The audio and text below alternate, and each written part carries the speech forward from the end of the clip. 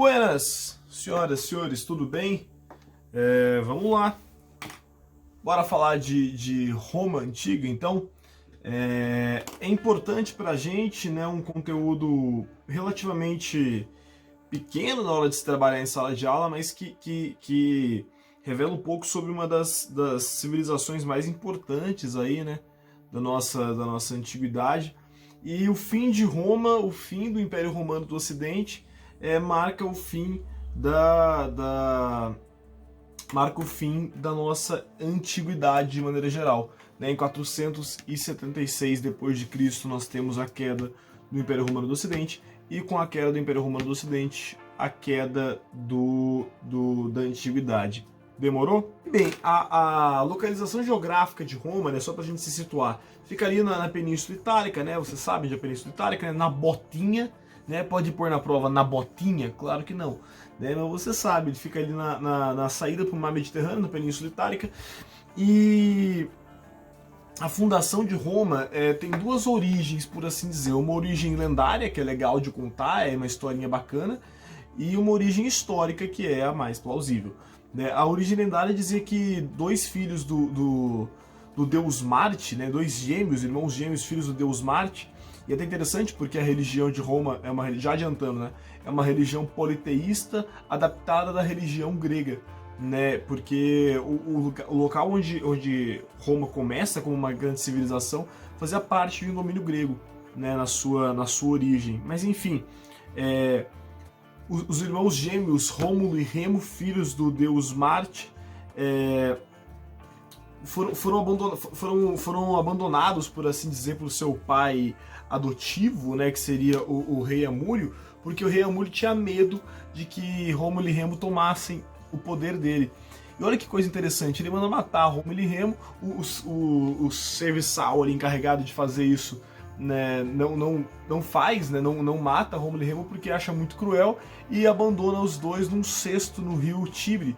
Né? E o que vai acontecer com Rômulo e Remo? Eles são criados por uma loba, né, na origem mitológica. Você pode ver no PDF aí que eu coloquei para vocês, a loba capitulina, né, que é essa loba que criou Rômulo e Remo, segundo a origem lendária. É até interessante pensar que loba também é uma referência à prostituta, então pode ser que alguns historiadores dizem, né, que na verdade foi uma prostituta que criou, né, tudo mais, e a loba seria uma alegoria. Mas enfim, a loba cria Rômulo e Remo, e com o passar do tempo os dois crescem, conseguem tomar o poder, e começa a ter uma divergência entre os dois, né? Remo quer formar uma cidade chamada Rêmora para ser rei, e Rômulo quer fundar a cidade chamada Roma para ser rei. E no fim, Rômulo mata Remo e dá origem a Roma. Né? Essa é a origem lendária, pô, historinha bacana de contar, né? Não faz o menor sentido logicamente. Né? Mas a origem histórica é aquela origem que você está cansado de saber, como todas, né, todas as civilizações que a gente viu na antiguidade. Povos que vão se sedentarizando, povos que vão ficando num lugar só e vão dando origem, né, a uma civilização.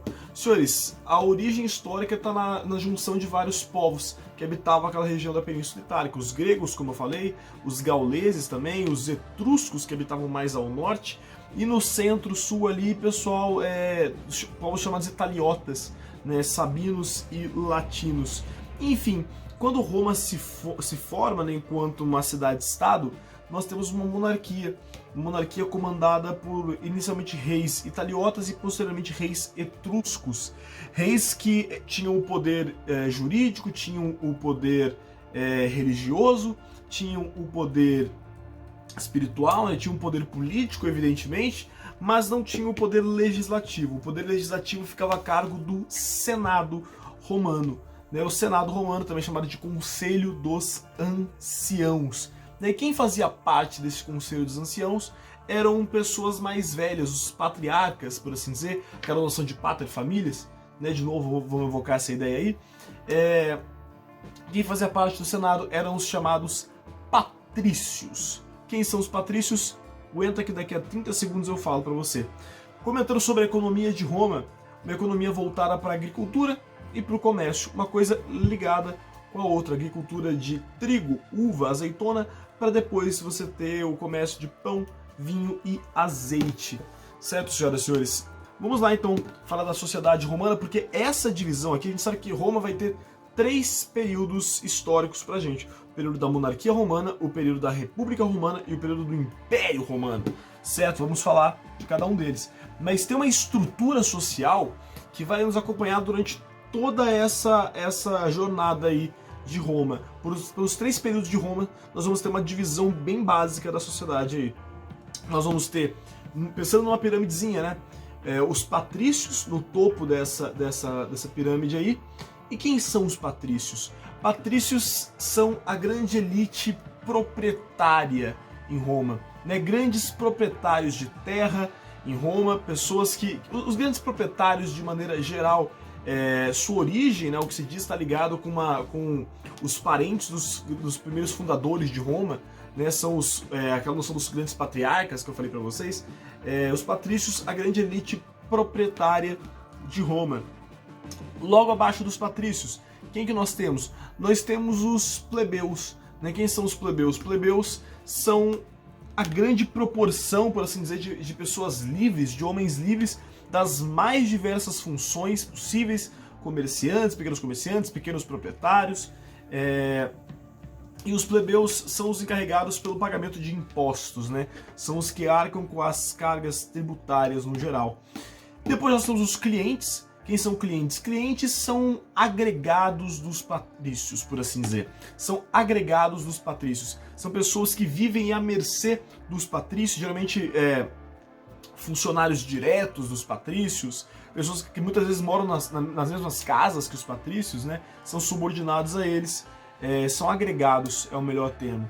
E na base nós temos os escravos, os escravizados. Senhores, tatua na testa. Quem é escravizado na antiguidade? Hein? Você já respondeu aí, né? Eu sei. Senhores, escravizado nesse momento, prisioneiro de guerra ou por dívida. Demorou? Escravidão na antiguidade, prisioneiro de guerra. Demorou? Tem que estar claro isso na sua cabeça. E o fato de você ter essa grande quantidade de plebeus, são os caras que arcam com os impostos e que têm zero participação política, né? Os plebeus não podem participar da vida política de Roma, faz com que haja uma tensão social muito forte entre patrícios e plebeus. E o rei, no último rei de Roma, se o primeiro rei é Rômulo, né, o último rei de Roma é um cara chamado Tarquínio, o Soberbo. O rei Tarquínio, o Soberbo, não era muito bem aceito pelo Conselho dos Anciãos, ou seja, pelo Senado, e esse Senado, esses patrícios do Senado, se revoltam contra o rei Tarquínio Soberbo e o destituem, né, expulsam Tarquínio do poder. E ali acaba a monarquia romana, na verdade. A monarquia romana acaba com um golpe proposto pelo Senado, e o Senado vai assumir o poder na chamada república, noção de res pública, de coisa pública, né? Ou seja, agora o poder vai estar dividido entre várias pessoas, uma ideia de, olha, o poder vai estar dividido para ter um bem-estar geral, né? Agora o Senado é o povo de Roma, né? Senatus Populusque Romanos, né? O Senado é o povo de Roma. Você pode ver várias vezes essa sigla, né? SPQR, né? Senatus Populusque Romanos. O Senado é o povo de Roma. Mas é só na teoria essa ideia de que o Senado é o povo de Roma, porque você sabe, o Senado tá cheio de patrícios, né? Então não é o grande povo de Roma que está no poder. O Senado controla Roma, beleza. Estamos aí na República Romana, senhoras e senhores. O Senado controla Roma e nós temos outros cargos, juntamente com o Senado, que são os cargos de magistrados. Magistrados são diversas funções, são cargos no governo republicano romano. E aí nós temos vários, né? Nós temos vários cargos de magistrado. Chamo a atenção de alguns para vocês, como os censores, né? Aqueles funcionários responsáveis pelo censo, literalmente, né? Ver quem mora onde, quem que mora ali, quem que tá ali. É ideal o censo para você ter uma noção da população. Os pretores, que são os magistrados responsáveis pela justiça, mas os mais importantes dos magistrados são os chamados cônsules, né? Cônsules, vou explicar uma coisa aqui para você não escreva de jeito nenhum na sua prova que eu vou falar aqui agora. Mas os cônsules são uma espécie de presidente do Senado, né? Não escreva isso jamais na prova. Mas os cônsules são líderes, por assim dizer, do Senado. E ainda assim continua aquela tensão entre patrícios e plebeus, né? Uma tensão que não é resolvida, né? Uma tensão que continua, não é a república que resolve essa questão. E por isso que vão surgir algumas leis e alguns direitos para os plebeus que vão amenizar aí a situação. Primeiramente, vai surgir um cargo de magistrado exclusivamente para os plebeus, que são chamados tribunos da plebe. E quem são os tribunos da plebe? São os magistrados plebeus, né, representantes dos plebeus, feitos para legislar pela causa dos plebeus. Outra coisa interessante, plebiscito. Plebiscito que é uma palavra que a gente tem até hoje, né? O que é um plebiscito hoje em dia? Plebiscito é quando você vai votar, não num representante, né? Mas vai votar numa causa, né? Eu dou um exemplo aqui na cidade de Campinas, por exemplo, há 4 anos atrás, houve um plebiscito para ver se a gente considerava 2 regiões da cidade, né? A região do Ouro Verde e do Campo Grande, como distritos de Campinas. Né? Foi uma consulta popular. Opa, essa é a palavra que você tem que ter na sua cabeça.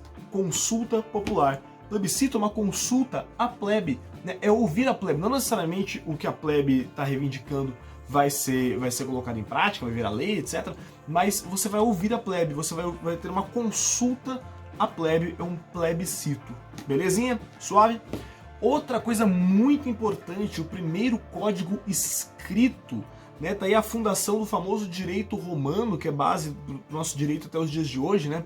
Senhores, o primeiro código escrito de Roma, ele é escrito em 12 tábuas, por isso que fica conhecido como Lei das 12 Tábuas. E isso é muito importante, o fato de se escrever as leis pode parecer besta pra gente, mas até esse momento aí, as leis elas eram orais e consuetudinárias. O que é consuetudinária? Que palavra horrível, né? Mas consuetudinária é baseado no costume, certo? Leis orais, hereditárias, baseadas no costume. E aí, você pensa comigo aqui, não está escrita a lei. Isso quer dizer que um patrício pode muito bem manipular essa lei frente a um julgamento a seu favor. Né? Agora não, agora a lei está escrita. É uma garantia dos direitos para os plebeus. Outras leis importantes leis importantes que vão surgir nesse momento aí: Lei Canuleia e Lei Licínia, leis para garantir direitos aos plebeus. O que é a Lei Canuleia? A Lei Canuleia permite o casamento entre patrícios e plebeus, coisa que não podia anteriormente.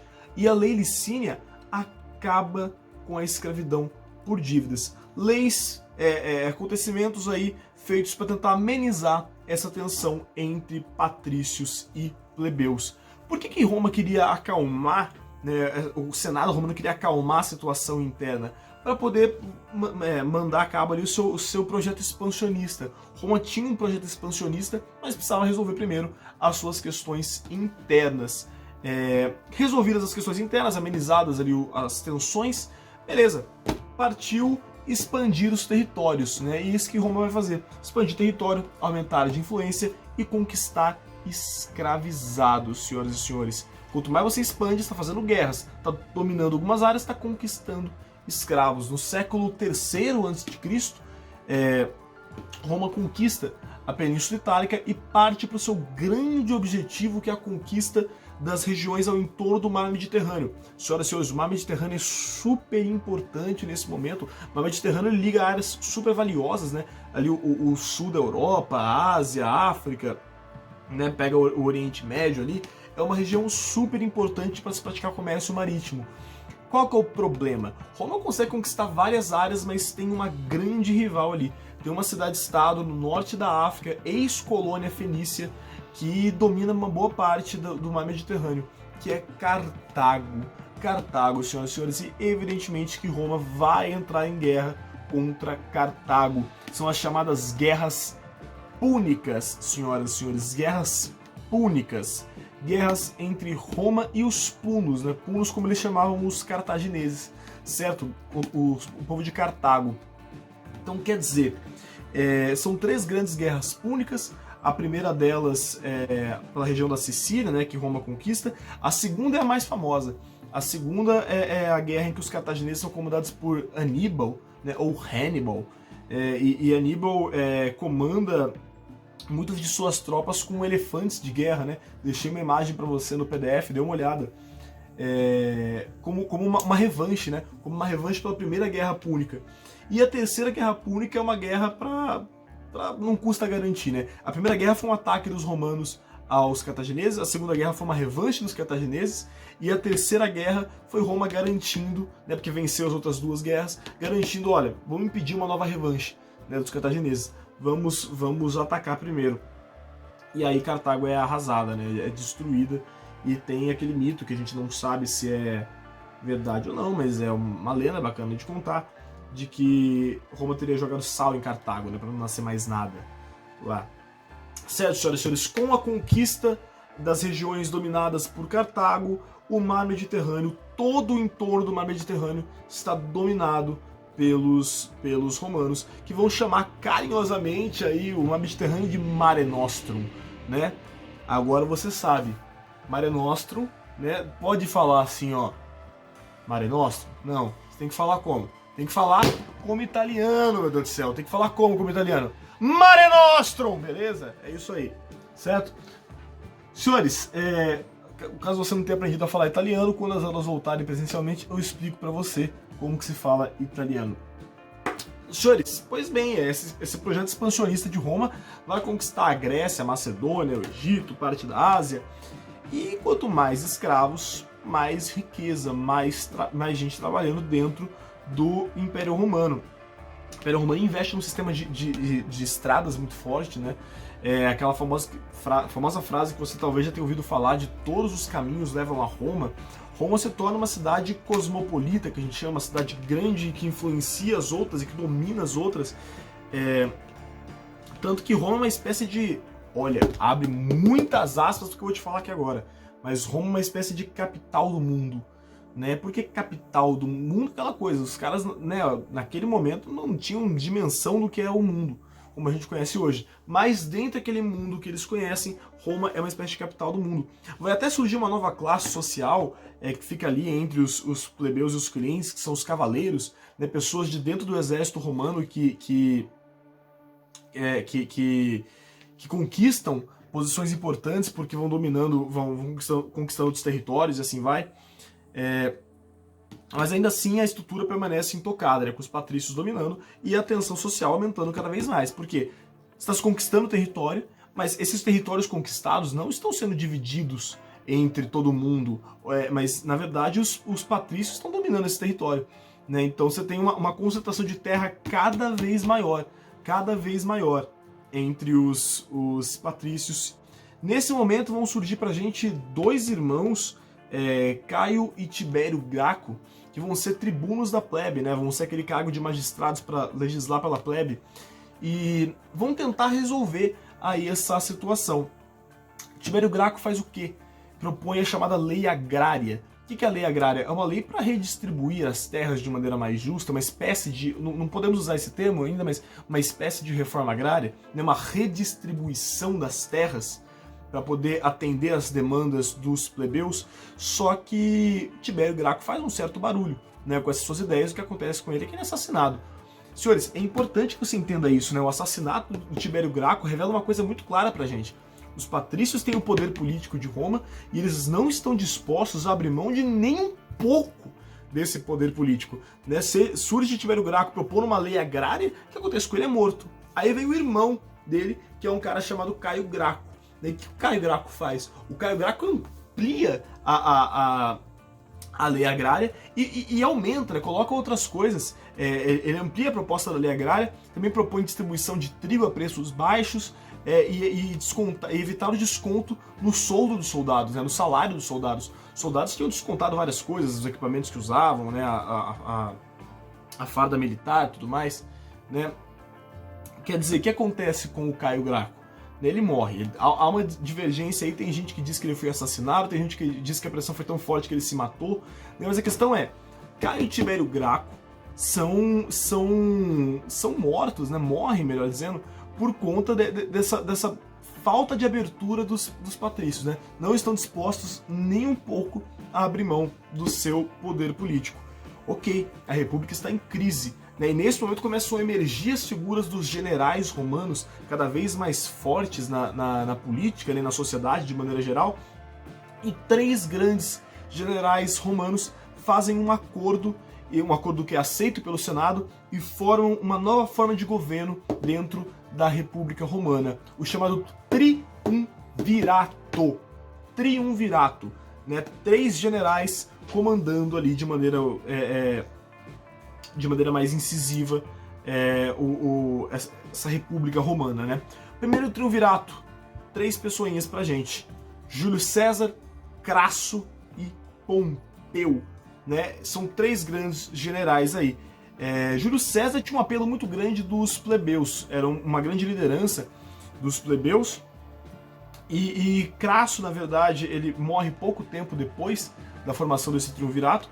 Pompeu, um cara mais representante aí dos patrícios, né?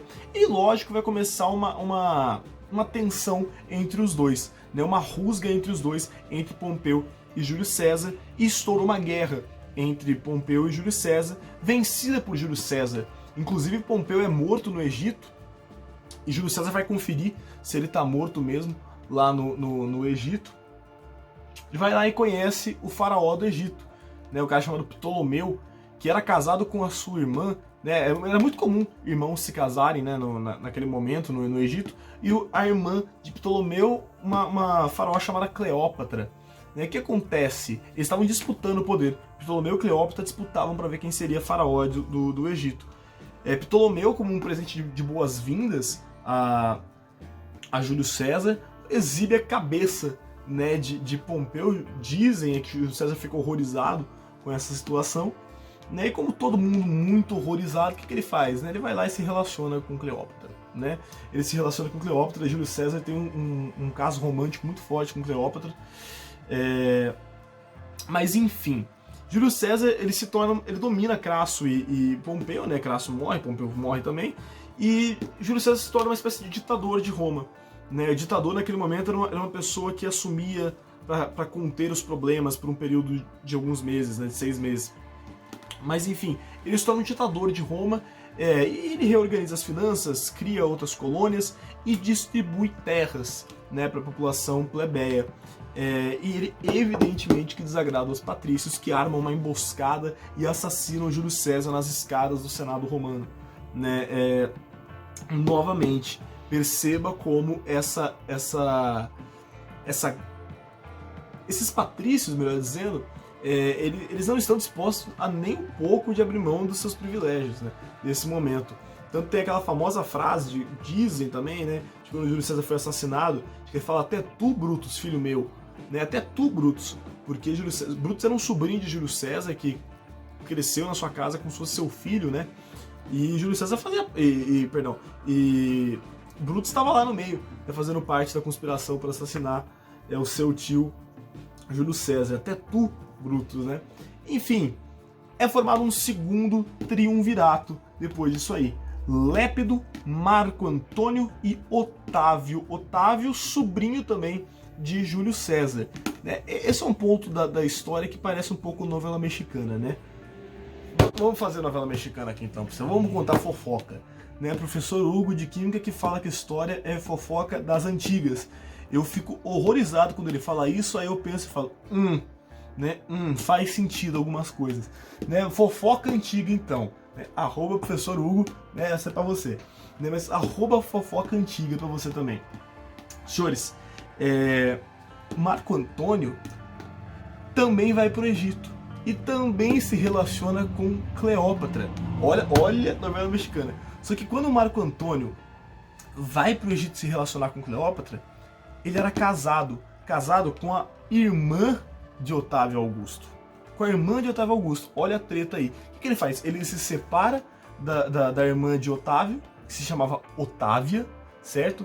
Se separa o pessoal não era muito criativo, né? Se separa de Otávia e se relaciona com Cleópatra. Você não pode pensar, nossa, Cleópatra, que safadinha. Não é isso. Cleópatra é uma baita estrategista também, né? Pode falar o que for, mas ela conteve os romanos muito bem. Foi subordinada aos romanos, mas, né, conteve-os muito bem. Lépido, nesse momento também, é afastado por uma questão, não sabe muito bem ao certo também se é da saúde e tudo mais, mas é afastado e fica uma disputa muito forte entre Marco Antônio e Otávio. Otávio pensou que tinha resolvido essa tensão, porque afinal de contas Marco Antônio estava se relacionando com a sua irmã, Otávia. Agora, quando Marco Antônio vai para o Egito, né, e se relaciona com Cleópatra, ele escreve um testamento e ele deixa todos os seus bens em testamento para Cleópatra e para o seu filho. Olha, o momento mais novela mexicana de todas, que na verdade não era filho dele, era filho de Júlio César. Júlio César, que era tio de Otávio Augusto. Sabe o que isso importa para nossa história? Nada. Né? Enfim, senhores, Otávio, por que eu falo essas coisas? Enfim, né, Otávio vê esse testamento, né, vê que não deixou nada para sua irmã Otávia, vê que ele realmente se voltou contra e investe numa campanha militar muito forte contra Marco Antônio. Otávio vence Marco Antônio, manda assassinar Marco Antônio e Cleópatra. Cleópatra é a última faraó do Egito. Enfim, senhores, Otávio tem total apoio do Senado, ele volta para Roma com muitos louros, né, e ele é coroado imperador de Roma. E é nesse momento, na verdade, que ele vai ganhar o nome de Otávio Augustus, né? Otávio Augustus. Augustus era um título, né? Agosto dos deuses. Por quê? Porque agora ele era o imperador de Roma, e um imperador Agosto dos deuses, um representante dos deuses, por assim dizer. De boinha? Então, esse é o fim da República Romana e o início do Império Romano. E aí, propriamente dito, o Império, né? Com um imperador, de fato.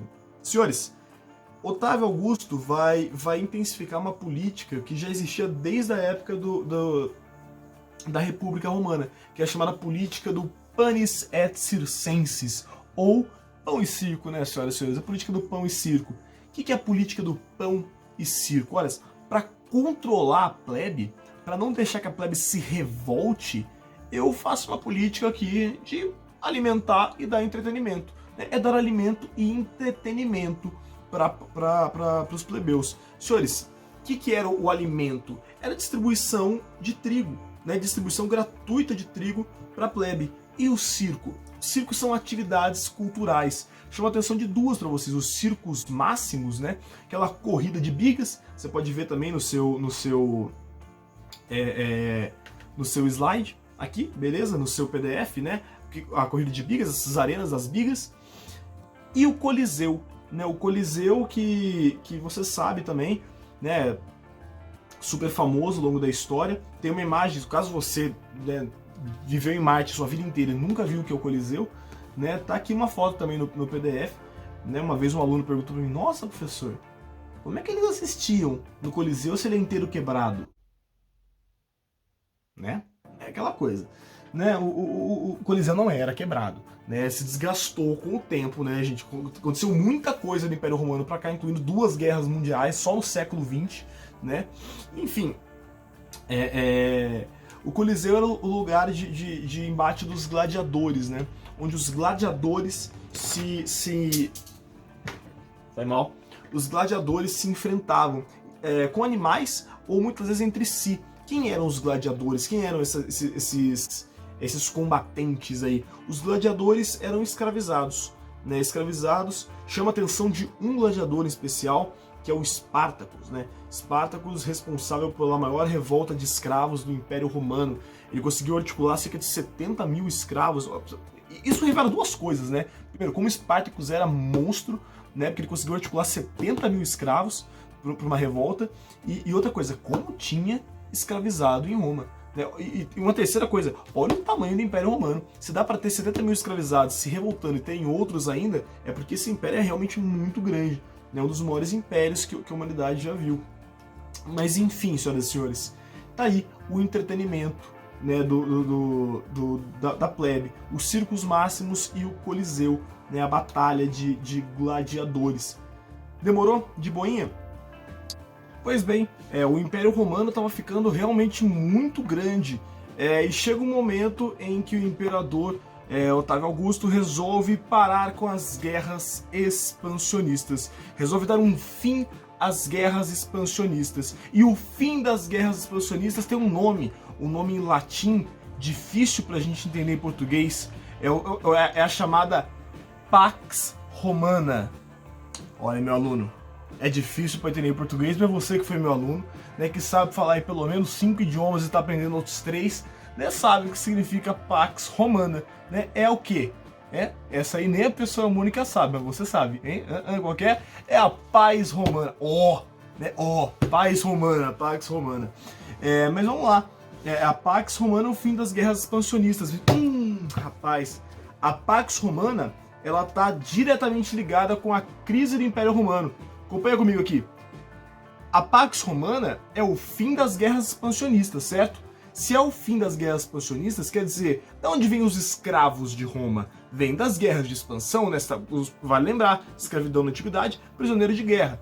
Putz, se acabou as guerras expansionistas, se acabaram, melhor dizendo, as guerras expansionistas, está diminuindo o número de escravos. Só que os escravos são responsáveis pela produção agrícola, por exemplo. Começa a ter uma crise de fome, uma crise de abastecimento dentro de Roma, né? E, consequentemente, uma crise no abastecimento também de impostos, né? No pagamento de impostos. Ou seja, a Pax Romana acaba levando Roma a uma crise sem precedentes, né? Uma crise econômica muito forte. E essa crise vai bater no exército uma hora. E o exército são os caras responsáveis, né, por cuidar ali das fronteiras romanas. As fronteiras passam a ficar desprotegidas, facilitando a invasão do quê? A invasão dos bárbaros. Senhores, e aí? Né? E aí que aqueles patrícios não vão ficar na cidade com essa invasão dos bárbaros acontecendo. Na verdade, vão fazer o quê? Vão fugir das áreas urbanas para as áreas rurais. Demorou? E aí, lembrando mais uma vez para você, nessa noção de bárbaros, que nós já comentamos quando falamos de Grécia Antiga, né? Se para a Grécia Antiga, bárbaros eram todos aqueles que não praticavam a cultura grega e não falavam a língua grega, para os romanos, bárbaro, o termo bárbaro, vai ter essa mesma lógica. Quem são bárbaros para os romanos? Todos aqueles que não praticam a cultura romana e não falam a língua romana, ou seja, todos aqueles que não vivem sob o jugo, né, dos romanos. Tranquilinho? Né, os germânicos são os principais invasores de Roma nesse momento e vão invadir as cidades, o que vai levar a uma preocupação muito grande por conta dos patrícios. Quer dizer, povos bárbaros, os povos germânicos principalmente, passam a invadir o Império Romano. Olha que brisa. Isso faz com que muita gente fique com medo, né? Muitos patrícios, principalmente, ficam com medo. E eles passam a ir para o campo. Muitos patrícios têm propriedades rurais, que nós chamamos de vilas. O que são vilas? São propriedades rurais dos patrícios, né? Não escreva isso que eu vou falar aqui agora de maneira alguma na prova, mas como se fossem casas de campo. Sabe, rico que tem chácara de campo? Né? É isso, né? Porque, né? Enfim, né? É como se fosse essas casas de campo, né? Casas de verão, as vilas, propriedades rurais dos patrícios. E muita gente começa a se mudar para lá porque estão rolando invasões bárbaras nas cidades. E a galera que não tem propriedade rural faz o quê? Vai pro campo também. Pô, Isaac, mas o cara não tem casa, o cara não tem aonde ir. Putz, ele vai lá, ó, bater na porta do Patrício e falar: ô Patrício, tudo bem? Posso ficar aqui? Né? Posso ficar aqui e morar aqui em troca, sei lá, eu trabalho aqui para você? Pode. Né? Esse sistema de pessoas que trabalham para esses patrícios em troca de proteção e moradia se chama colonato. Olha que brisa, senhoras e senhores. Vilas e colonato. Isso aí é a origem do quê? Da ruralização da sociedade que vai levar à feudalização da Europa Ocidental. Olha que brisa, tá surgindo aí aos poucos o feudalismo. Demorou? De boinha? Então a Pax Romana, sem sombra de dúvidas, é um fator pro Império Romano entrar em crise. Agora, tem um outro negócio também, ali, que é importante pra gente, que é o cristianismo, né? Jesus Cristo tá lá, surgiu esse cara, nasceu na cidade de Belém, né? Cresceu ali uma parte da sua infância no Egito. E tá lá, Jesus Cristo, que a partir dos 30 anos começa a pregar como um Messias, né? Como o Redentor, como um Salvador ali, como alguém que se comunica com Deus. E Jesus Cristo começa a incomodar muito o Império Romano, né? Tanto que você sabe, Jesus Cristo vai ter vai ser pego, torturado, né? Torturado como se fosse bandido, né? Acusado de ser bandido, né? Tem muita gente que defende que bandido bom é bandido morto. Jesus Cristo foi torturado e morto como bandido, e a punição que se recebia na época. Ele foi pregado vivo na cruz até morrer, uma morte horrorosa, horrível de ter, né? Mas enfim, Jesus Cristo abala o Império Romano. Olha que coisa esse Jesus Cristo. Ele abala o Império Romano. Por que ele abala o Império Romano? Porque ele começa a pregar ideias que não eram condizentes com o discurso do Império na época. Primeiramente, um discurso de paz, né? O Império Romano é apontado pelo exército, né? 25 legiões do exército, né? Um povo muito militarizado, né? O Roma, de maneira geral, ele pega contra as guerras. Jesus Cristo prega contra a desigualdade, porque afinal de contas todos somos iguais perante a Deus, né? Jesus Cristo começa a pregar algumas ideias, o monoteísmo mesmo por si só, né? Num reino que era politeísta, né? No império que era politeísta. Inclusive, quando você defende o monoteísmo, você questiona o imperador, porque o imperador é Otávio Augustus, por exemplo, certo? Ele é Augustus, ele é agosto dos deuses, ele é um representante dos deuses, ou seja, o que vai acontecer? Né? Jesus Cristo morre aos 33,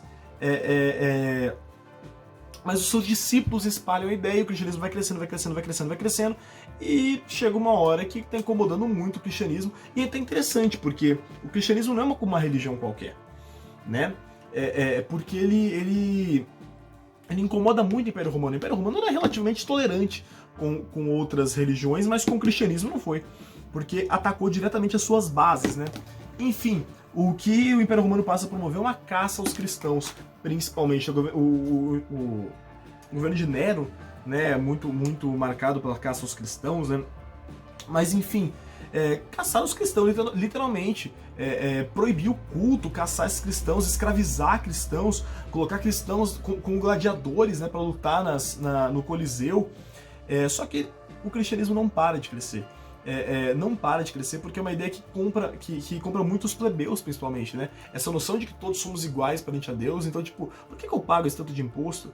Né? Então, porque se todos somos iguais e tudo mais, e principalmente a ideia do pós-morte, né? Tipo assim, quando todos nós morrermos, nós vamos todos ser julgados pelos nossos atos, né? E não pela quantidade de dinheiro que a gente tinha, assim vai, né? Não se compra pedaços em céu, por exemplo, mas enfim, né? O que acontece é que o cristianismo está crescendo tanto e não tem o que fazer. Se você não pode contra eles, junte-se a eles. É o que o imperador Constantino faz, né? Ele, no Edito de Milão, no ano de 313, ele dá liberdade religiosa, né? O que é o Edito de Milão? É a liberdade religiosa no Império Romano. Liberdade de culto no Império Romano. Beleza?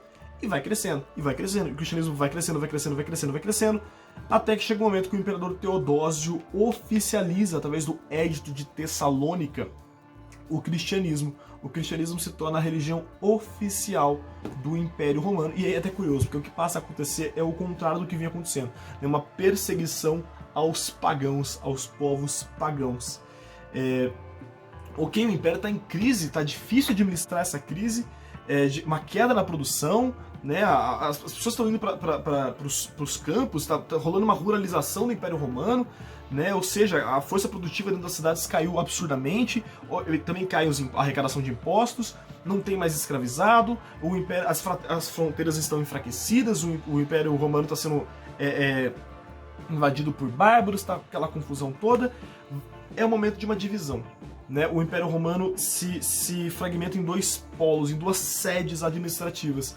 Uma no Ocidente, Roma, e uma no Oriente, certo? A Nova Roma. Né? É fundada uma nova capital no Oriente, numa ex-cidade grega chamada Bizâncio. Né? Bizâncio, que vira Nova Roma, era é chamada de Nova Roma porque era a nova sede administrativa do Império Romano no Oriente. E tanto que quando o imperador Constantino morre, essa cidade de Nova Roma, né, Bizâncio, ela é rebatizada como Constantinopla. Então você tem duas capitais, Roma e Constantinopla, duas administrações diferentes. Basicamente o Império Romano se fragmentou em dois: o Império Romano do Ocidente, com a capital em Roma, e o Império Romano do Oriente, com a capital em Constantinopla, antiga cidade de Bizâncio. Por isso, senhoras e senhores, que esse Império Romano do Oriente ele é conhecido com um outro nome, por conta da cidade de Bizâncio. É conhecido como Império Bizantino. Império muito importante ali durante a Idade Média. Vamos falar nas próximas aulas. Na próxima aula, aliás. Senhores, as invasões estão cada vez mais fortes. Os bárbaros, os germânicos principalmente, né? Vários povos aí, godos, visigodos, mas os francos principalmente, vamos falar disso depois, estão atacando o Império Romano.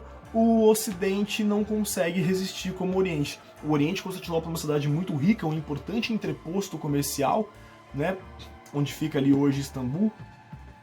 É uma cidade muito rica, tem muralha em volta, consegue barrar a invasão dos germânicos, mas o Ocidente, não consegue. No ano de 476 d.C., os bárbaros derrubam o imperador Rômulo Augusto. Ironicamente, o último imperador da história romana, o último grande líder da história romana, tinha o mesmo nome do primeiro rei. Lembra de Rômulo e Remo? O Rômulo Augusto, né, cai e ao fim o Império Romano. O Império Romano do Ocidente se fragmenta aí em várias regiões, em vários reinos, né, uma parcela fica ruralizada, e aí, né, esse é o início da nossa Idade Média. Certo, senhoras e senhores? Qualquer dúvida, já sabem, né, mande a sua dúvida pelo Educo nos comentários desse vídeo. Se não estiver conseguindo, né, @profisaac_trevisan no Instagram ou e-mail profisaac_trevisan@gmail.com. Demorou? Beijo no coração de todos. Fiquem em paz. Tchau.